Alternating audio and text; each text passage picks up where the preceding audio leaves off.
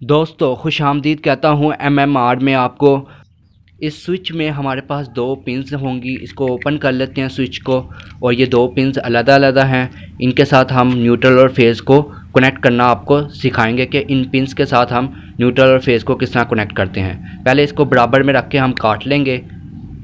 ये काट लिया मैंने। अब इसको छील देंगे, इसकी पिन आगे से निकाल लेंगे।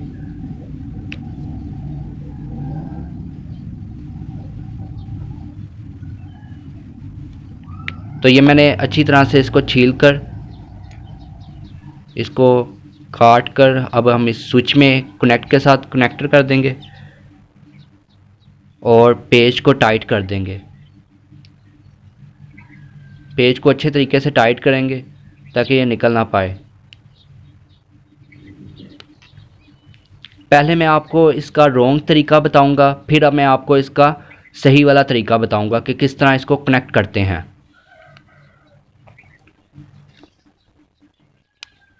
ये हमारा रॉन्ग तरीका होगा जो कि मैं आपको पहले ही बता रहा हूँ।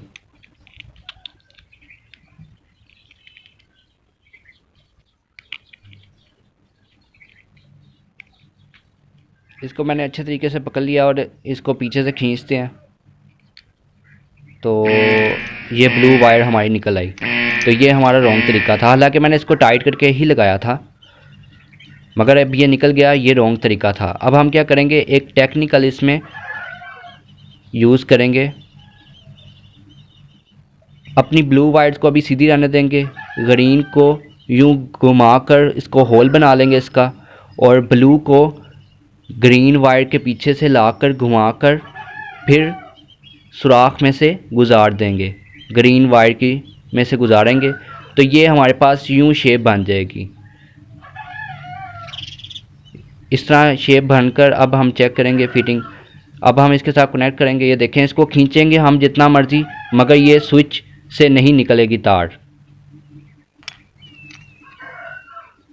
अब हम इसको कनेक्ट करते हैं दोबारा से।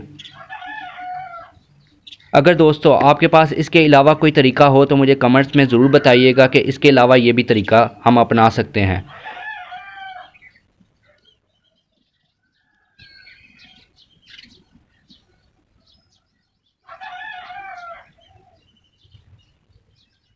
अब मैं जल्दी से इसको आपस में कनेक्ट कर देता हूँ ताकि मैं आपको दिखा सकूं कि हम जितना मर्ज़ी खींचें तो सारा ज़ोर जोन सा है इन वायर्स के पीछे लगी गिरा पर आएगा, जिसकी वजह से वायर्स बाहर नहीं आ पाएंगी।